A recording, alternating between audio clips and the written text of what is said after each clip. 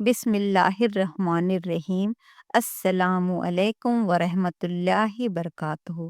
آج میں آپ سے ایک بہت ضروری بات شیئر کرنا چاہتی ہوں، شب برات کی حقیقت، بنا کسی روایت، بنا جذباتی باتوں کے، صرف قرآن اور شاہی حدیث کی روشنی میں، کیونکہ جب بات دین کی ہوتی ہے تو ہمیں صرف وہی بات قبول کرنی چاہیے جو اللہ اور اس کے رسول صلی اللہ علیہ وسلم نے بتائی ہو۔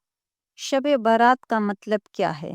شب کا مطلب ہوتا ہے رات، اور بارات کا مطلب ہوتا نجات یعنی بچاؤ۔ اسلامک کیلنڈر کے مطابق یہ شعبان کی 15ویں رات ہے، لیکن صرف کسی رات کا نام جان لینا کافی نہیں ہوتا۔ اصل بات یہ ہوتی ہے کہ اللہ اور رسول صلی اللہ علیہ وسلم نے اس رات کے بارے میں کیا بتایا ہے۔ ہمارے من میں سب سے پہلے یہ خیال آتا ہے قرآن کیا کہتا ہے اس مسئلے پہ۔ جی بالکل صحیح، اور یہیں سے سچائی شروع ہوتی ہے۔ سیدھی اور وجیح بات یہ ہے کہ قرآن پاک میں شب بارات کا ذکر کبھی بھی نہیں آتا، نہ 15 شعبان کا نام، نہ ہی اس رات کو کوئی خاص عبادت، نہ یہ بات کہ اس رات تقدیر لکھی جاتی ہے۔ یہ کوئی رائے نہیں ہے، یہ علم قرآن کا اسٹیبلشڈ فیکٹ ہے۔ پھر من میں ایک اور سوال آتا ہے کہ لوگ کہتے ہیں پھر یہ لیلۃ المبارک کیا ہے؟ جی ہاں، قرآن میں سورہ الدخان میں آتا ہے اِنَّا أَنزَلْنَاهُ فِي لَيْلَةٍ مُبَارَكَةٍ۔ کئی لوگ اس آیت کو شب بارات سے جوڑ دیتے ہیں، لیکن جمہور مفسرین جیسے ابن قرطبی اور طبری سب اس بات پر مطابق ہیں کہ یہ لیلۃ القدر ہے، شب بارات نہیں۔ تقدیر کب لکھی جاتی ہے، یہ بھی سوال ہمارے من میں آتا ہے۔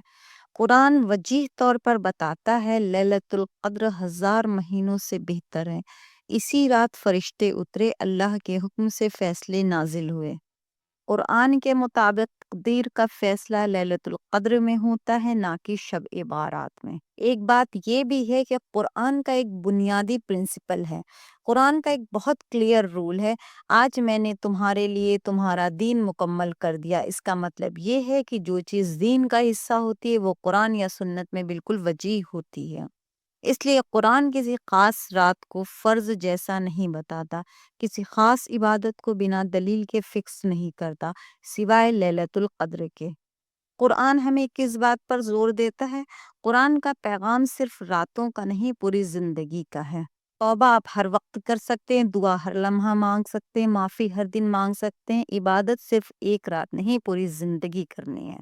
اور اللہ تعالی خود فرماتے ہیں اللہ کی رحمت سے مایوس نہ ہو، مطلب یہ کہ اللہ کا دروازہ ہر رات کھلا ہے، صرف ایک رات کے لیے نہیں۔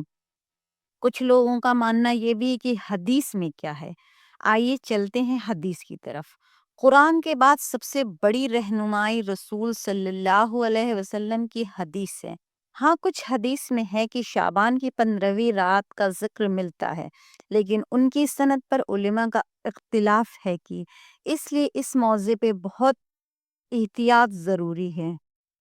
مشہور حدیث کا مفہوم ہے، کچھ روایت کا مطلب یہ بتاتا ہے کہ اللہ تعالیٰ اس رات اپنی مخلوق پر رحمت کی نظر کرتے ہیں اور کئی لوگوں کو معاف کر دیتے ہیں سوائے مشرک کے اور بغض رکھنے والے کے۔ لیکن یہاں ایک بہت بڑی بات یاد رکھیے، ہاں ایک بات اور، اگر مشرک اور بغض رکھنے والا آپ کو سمجھ نہیں آیا تو مجھے کامنٹ کیجیے گا، میں آپ کو اس کا آنسر دے دوں گی۔ کوئی بھی شاہی حدیث ایسی نہیں ہے جو اس رات کے لیے کوئی خاص نماز، کوئی خاص طریقہ، کوئی خاص عبادت، کوئی خاص جشن ثابت کیا ہو۔ نبی صلی اللہ علیہ وسلم اور صحابہ کرام کا عمل ہے، اگر یہ رات اتنی ہی فرض جیسی ہوتی تو نبی صلی اللہ علیہ وسلم ضرور اس پر زور دیتے، صحابہ اس رات کو الگ طریقے سے مناتے، لیکن نہ کوئی خاص نماز، نہ کوئی عید جیسا اہتمام، نہ کوئی جلوس، نہ کوئی جشن۔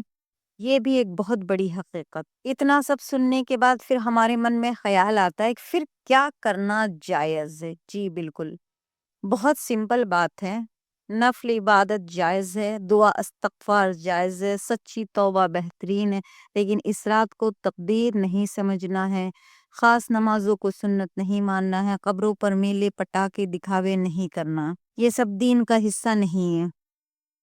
سچی حقیقت یہ ہے شب بارات نہ تو بیکار رات ہے، نہ ہی فرض ہے، نہ ہی سنت ہے۔ یہ ایک نصیحت والی رات ہے جو ہمیں یاد دلاتی ہے کہ اپنا دل صاف رکھو، نفرت اور بغض چھوڑ دو، اللہ کی طرف سچائی سے رجوع کرو۔ میرے پیارے بھائی بہنوں، اسلام رسموں کا دین نہیں، سوچ اور عمل کا دین ہے۔ اللہ صرف ایک رات کا رب نہیں، وہ ہر رات معاف کرنے والا رب ہے۔ اگر شب بارات ہمیں اپنی زندگی سدھارنے پر مجبور کر دیتا تو ہمیں قرآن اور سنت کے قریب لے آئیے۔ اگر شب بارات قرآن اور سنت کے قریب ہمیں لے آئے تو سمجھ لیجئے کہ وہ رات سب سے بڑی برکت والی ہے۔ میرے عزیز بھائی بہنوں، اپنی زندگی کو بدلنے کی شروعات کیجئے، صرف ایک رات کو نہیں۔ ہماری دعا میں یہ ہونا چاہیے کہ اللہ تعالی ہمیں صحیح علم عطا فرمائیں، غلط عقیدوں سے بچائیں اور ایسی عبادت کی توفیق دیں جو انہیں پسند ہو۔ آمین یا رب العالمین۔